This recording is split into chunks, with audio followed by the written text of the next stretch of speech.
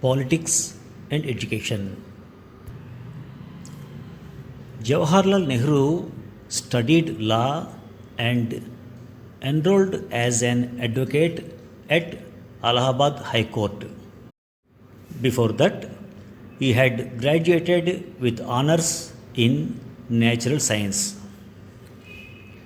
Sardar Vallabhbhai Patel did not complete his matriculation till he was 22, but he went on to study law and became a barrister. C. Rajagopalachari did his bachelor's and then studied law at Presidency College in Madras. Kailash Nath Kadju did his doctorate in law.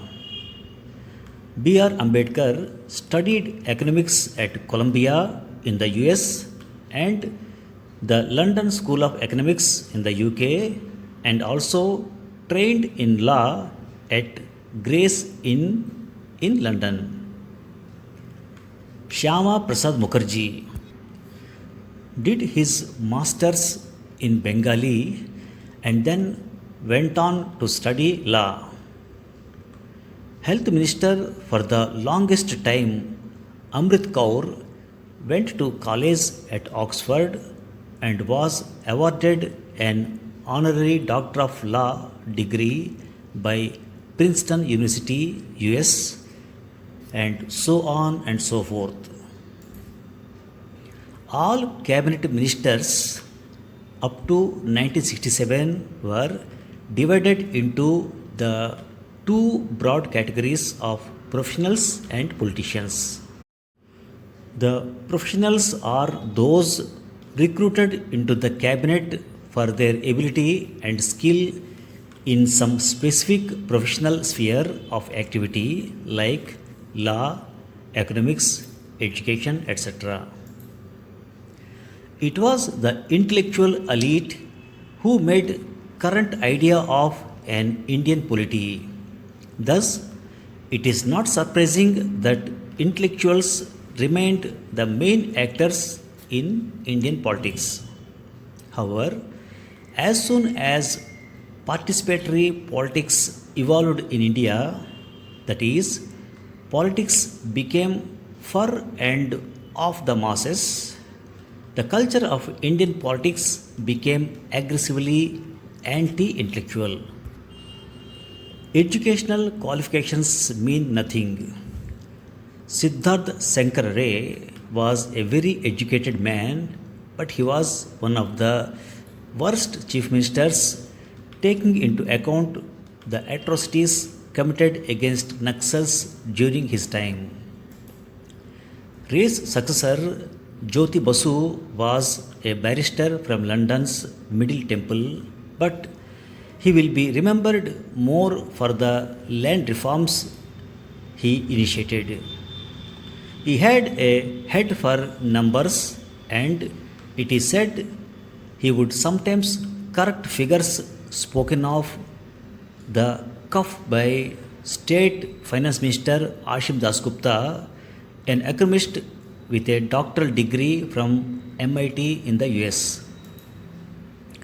Basu's and Siddharth Shankar Ray's predecessor was B.C. Roy, the first Chief Minister of the state of Bengal, a doctor by training, credited with the making of modern Bengal. He built roads, satellite towns and townships, educational institutions. E.M.S. Namboodiripad became Chief Minister of Kerala a little after B.C. Roy. He pioneered radical land and educational reforms in his home state, Kerala. Fast forward some more years, and Biju Patnaik of Odisha was building schools and colleges, ports, and power plants across his state. The rise of the populist politicians began in the 1980s. There was MGR in Tamil Nadu, who pioneered the noon meal scheme for school children. N.T. Ramarao in Andhra Pradesh, who made his politics about the identity of the Telugu people, just as Bal Thackeray made his about the Marathi Manus. Then came J. Jayalalitha, Lalu Prasad Yadav, Mayawati. Jayalalitha reportedly topped the state in class 10 but was a college dropout. Most of the others, however, were graduates or more. The current Lok Sabha has almost 400 graduate members. But the new breed of politicians are populist, more preoccupied with appeasing individual vote banks. Over the years, their brand of populism flourished. From schemes to benefit people in general, they moved to appeasing communities, caste, gender, and religion.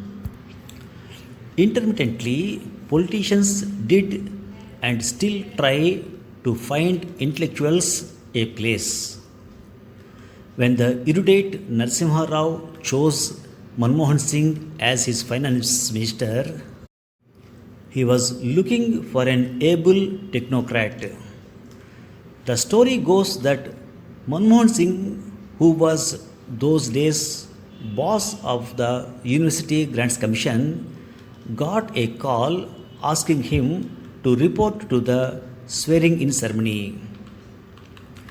In 2007, Shashi Tharoor quit his career at the United Nations. In 2009, he joined the Congress but later said he had been approached by the Communists and the BJP too. This means that even 15 years ago, an intellectual politician was someone to be wooed, albeit discreetly. How will you find educated people in politics? These days, good students don't participate in student politics. So, where is the educated politician going to come from? The participation of students in politics has decreased to a great extent. Forget participating, even college elections get barely a lukewarm response. No sooner than Kangana Ranaut's candidature from Mandi was announced, a slugfest broke out. These days, instead of being well spoken, you need to be badly spoken if you want to succeed in politics.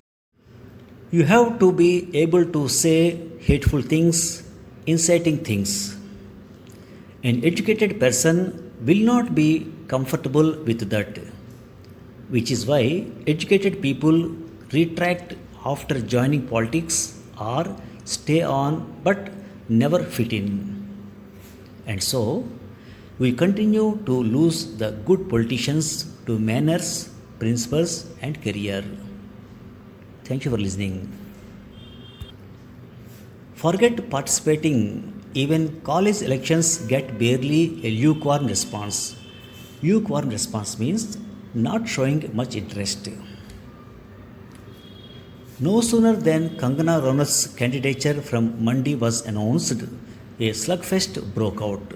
Slugfest, Slugfest. Slugfest means a tough and challenging contest. Thank you for listening.